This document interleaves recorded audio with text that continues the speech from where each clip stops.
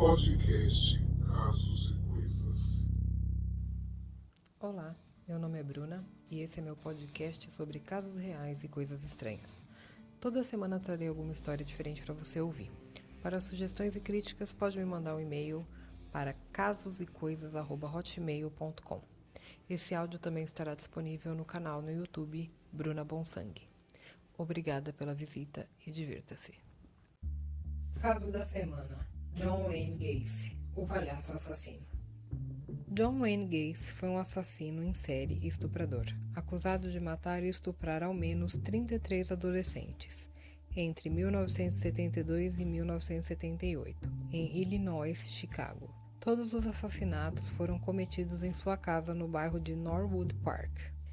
Gacy enterrou 26 de suas vítimas sobre o assoalho de sua casa, outras 3 foram enterradas em outras partes da casa, enquanto os cadáveres das 4 últimas vítimas foram jogados no rio Des Plaines. Juventude. John Wayne Gacy nasceu em Chicago em 17 de março de 1942, sendo o filho do meio entre 2 irmãs. Teve uma infância traumática, era espancado e ofendido verbalmente pelo seu pai alcoólatra e homofóbico.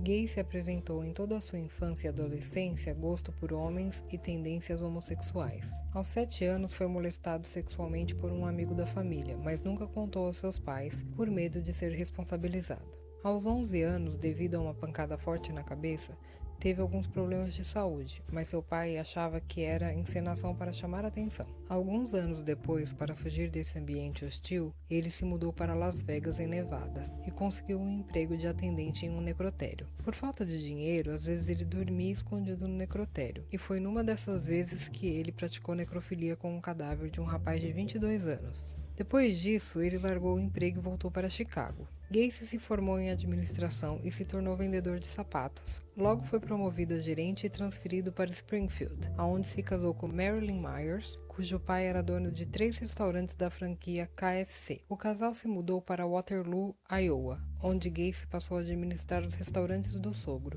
Gacy se juntou à organização cívica Jaycees, voltada para pessoas com idade entre 18 a 40 anos. Devido aos seus trabalhos comunitários na região, ele foi nomeado o terceiro Jaycee mais importante do estado. Casado e com 2 filhos, Gacy tinha o retrato da família perfeita, até seu pai admitiu que estava errado a respeito do filho e pediu perdão por seus abusos contra o filho. Mas havia um lado sombrio na vida de Gacy. Primeiros crimes. Em 1967, cometeu a sua primeira agressão sexual. Convenceu um garoto de 15 anos, filho de um dos membros da Jaycees, a ir à sua casa ver filmes para adultos. Gacy embebedou o rapaz e o obrigou a fazer sexo oral nele. Isso lhe custou uma condenação de 10 anos de prisão, dos quais cumpriu apenas 18 meses e saiu por bom comportamento. A esposa pediu divórcio e se mudou com as crianças. Em liberdade condicional, voltou a morar com a mãe. Seu pai havia morrido de cirrose enquanto estava preso. Com o apoio financeiro da mãe e com alguns trabalhos, Gacy comprou uma casa em Norwood Township. Pouco tempo depois de solto, foi acusado novamente de tentar estuprar um garoto, mas a acusação foi retirada quando o menino não compareceu ao tribunal. Casou-se com Carol Hoffs, que tinha 2 filhas. Gacy abriu seu próprio negócio na área de construção. Em seu tempo livre, ele se juntou ao clube Jolly Joker e criou o Palhaço Pogo. Ele vestia-se de palhaço e animava festas infantis, se apresentava em eventos beneficentes e era voluntário em hospitais infantis. Não cobrava nada quando fazia esse tipo de trabalho. Um cidadão acima de qualquer suspeita. Em uma viagem a trabalho, Gacy estuprou um de seus funcionários e o mesmo apareceu alguns dias depois em sua casa e deu uma surra em Gacy, que justificou seus machucados às pessoas, dizendo que apanhou porque não quis pagar o rapaz pelo mau trabalho prestado. Seus vizinhos o consideravam uma pessoa sociável e prestativa. Era ativo em sua comunidade local e organizava festas anuais de verão. Também era ativo na política via Partido Democrata. Ele fazia de tudo para encobrir o seu lado sombrio. Em 1972, Gacy levou um rapaz de 16 anos, Timothy McCoy, para passar a noite em sua casa. No dia seguinte, quando Gacy acordou, viu o rapaz com uma faca na mão perto da cama. Gacy reagiu rapidamente, pegou a faca e esfaqueou o tórax do rapaz repetidas vezes. Quando Gacy foi à cozinha, viu a mesa posta para 2. O rapaz tinha preparado o café para ambos e foi mal interpretado por conta da faca na mão. Gacy disse que depois de assassinar McCoy, ele se sentiu completamente extasiado e percebeu que matar era a definitiva excitação. Em 1975, Gacy admitiu para a esposa que era bissexual e então se divorciaram consensualmente em março de 1976. Um mês após o seu divórcio, muitos jovens começaram a desaparecer na região. Gacy oferecia trabalho para jovens entre 17 a 20 anos e os entrevistava em sua casa. Quando chegavam lá, Gacy os algemava e abusava sexualmente deles antes de matá-los. Geralmente, ele estrangulava suas vítimas. Em 1977, raptou um rapaz de 19 anos, Robert Donnelly. Ele torturou e estuprou Robert por horas, mas ao invés de matá-lo, como fazia, soltou o garoto, que obviamente denunciou Gacy. Mas quando a polícia foi interrogá-lo, acreditou em sua versão de que foi consensual, pois o rapaz era seu escravo sexual. A polícia acreditou e nada foi feito. No mês seguinte, assassinou um rapaz de 19 anos, William Kindred. Foi a última vítima a ser enterrada sobre o assoalho da casa, pois eram tantos corpos que não cabia mais. Foi quando decidiu jogar os corpos no rio Des Plaines. Investigação. Os desaparecimentos de jovens garotos continuavam, mas um especial chamou a atenção das autoridades. Robert Pist, de 15 anos, trabalhava na farmácia local. Gacy um dia foi à farmácia para acertar um contrato de reforma com o dono. Quando viu Robert, disse que estava contratando rapazes com um salário que era praticamente o dobro do que o Robert ganhava na farmácia. Robert avisou a sua mãe e foi para tal entrevista. Como ele não retornou, seus pais foram à polícia relatar seu desaparecimento. Sabendo da entrevista, a polícia foi interrogar Gacy, que negou ter oferecido emprego ao garoto. A polícia resolveu checar os antecedentes criminais de Gacy e descobriram a condenação anterior por molestar um jovem. Então ficaram no encalço de Gacy.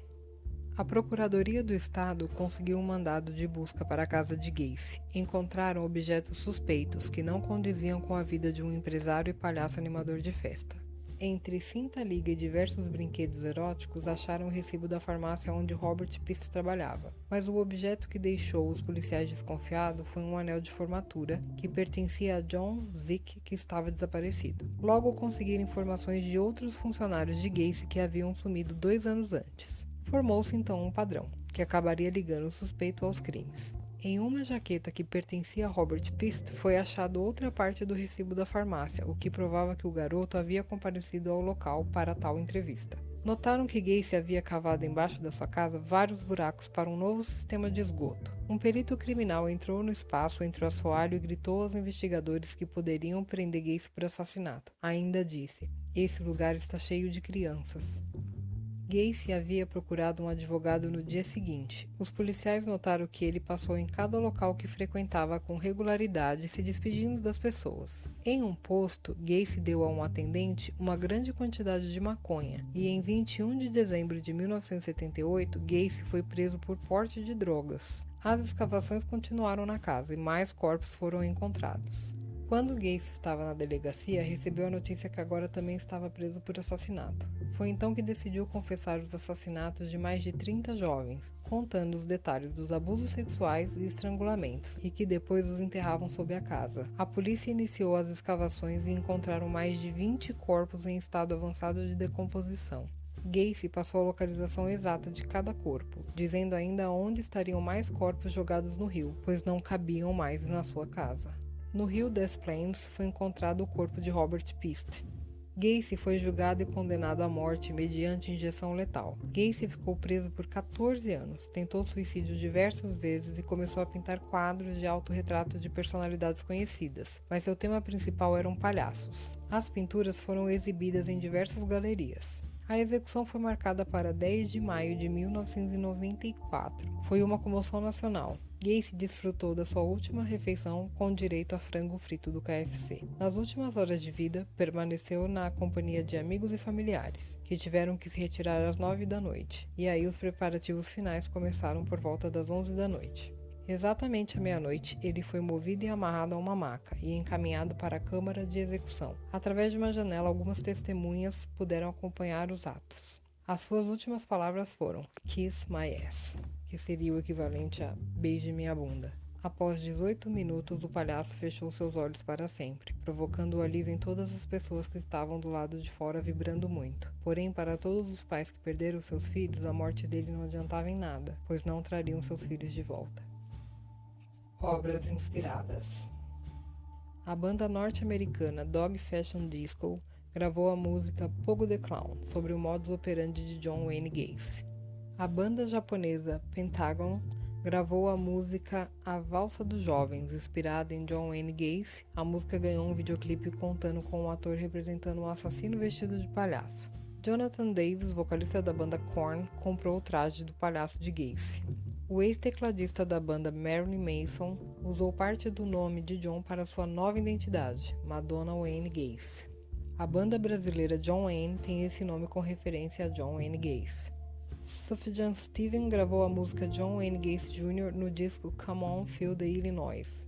A banda Bathory gravou a música 33 Something no álbum Octagon. O número dessa música refere-se ao número de vítimas de Gacy. Acid Bath usou como referência uma das pinturas do palhaço de Gacy na capa do disco When the Kite String Pops. A banda Matinta Pereira também criou uma música chamada John Wayne Gacy. TV.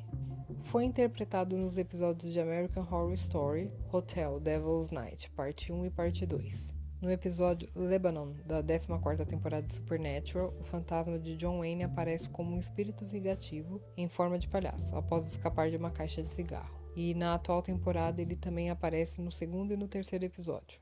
Filmes. A Procura de um Assassino, de 1992, Gacy, de 2003, Dear Mr. Gacy, de 2010 e 8213, Gacy House, de 2013. Livros. Killer Clown, de Terry Sullivan e Buried Dreams, de Tinka Hill.